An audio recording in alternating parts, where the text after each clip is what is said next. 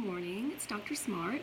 Hope all of you are doing well. I am slowly working through your literature reviews. I have probably about half of them graded at this point, and they're looking good. There's some that I'm giving feedback on more than others. You are going to have an opportunity to revise your literature review before your final paper. It will be part of your final paper, although the majority of your grade is going to come from what you have done with your research plan, your methods.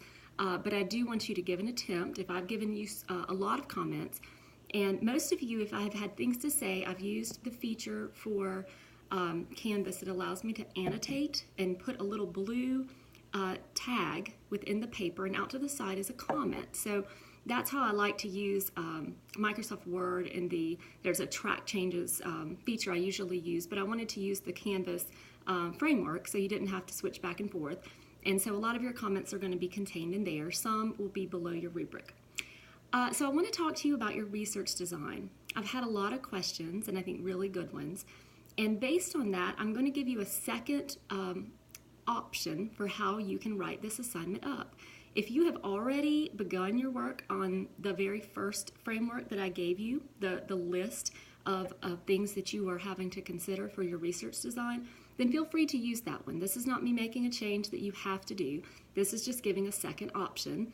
I like to do that when I see a majority of people struggling with similar ideas.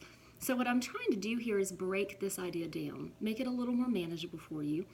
And I wanted to talk you through this new option that I'm going to give you. I'll adjust the rubric accordingly. So if you use this one, you'll still have the same type of points available. So I want you to think about your research design in several leading questions. This will be what the revised sheet that I'll put up later today will look like. The first is who. Okay, one of the most important things you're going to need to think about is who. Who are your participants going to be? Is it going to be students or teachers, or is it going to be administrators or someone that you're going to be interviewing? So your who is a really important question. So I want you to talk about who. Now, could that change? Of course. I want you to think about where you're going to be in the fall. You're going to be taking Capstone in 8990, in which you will use this research design to actually collect data. Think about who you're going to have access to. Okay, try to make this as simple as possible. Let's not plan for participants that you don't have good access to. Plan for students that you'll be around, teachers you'll be around. Okay, think about where you'll be if you know.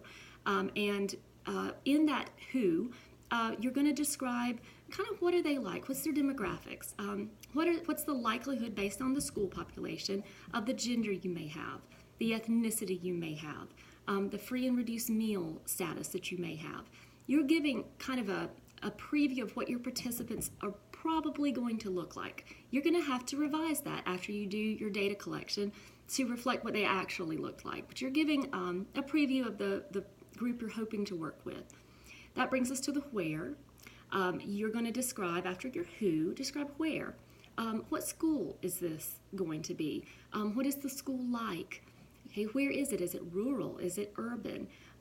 What is the school population like? Is it in a classroom?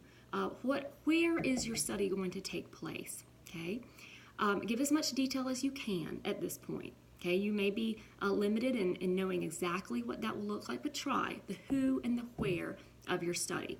Okay, so after who and where, we're going to come to the how.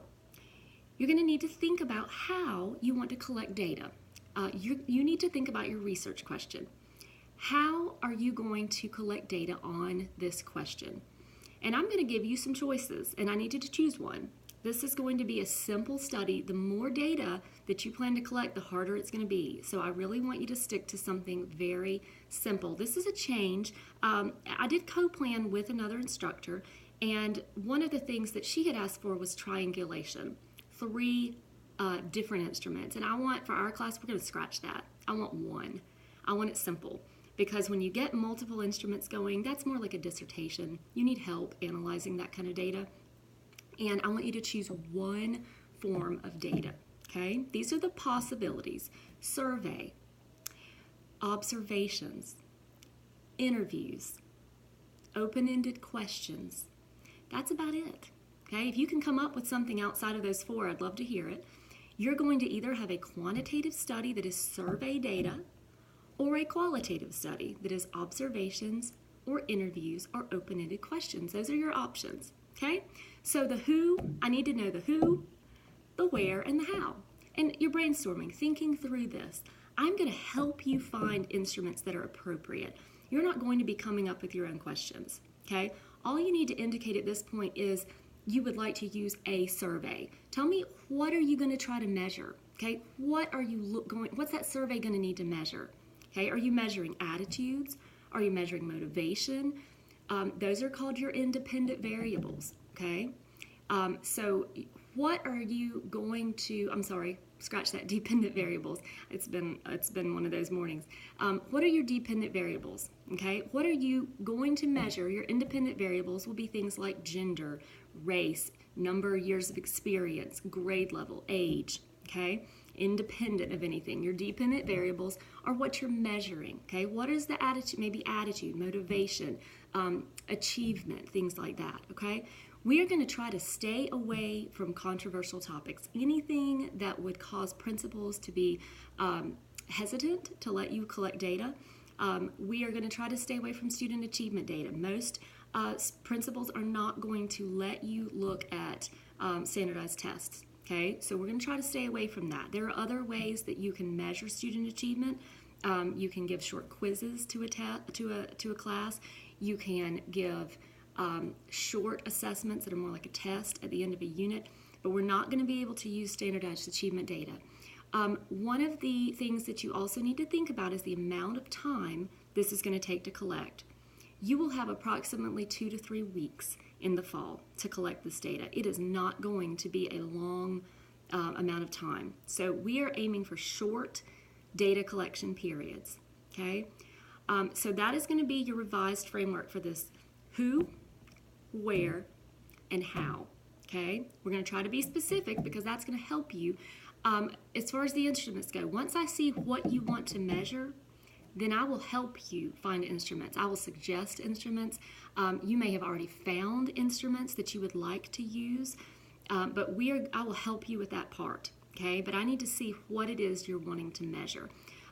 There are 6 research questions, so there will be some instruments that I suggest using once I see the design that you're thinking about. And I hope this helps clarify that assignment. And please contact me as you have questions, okay? So who, where, how. Thanks.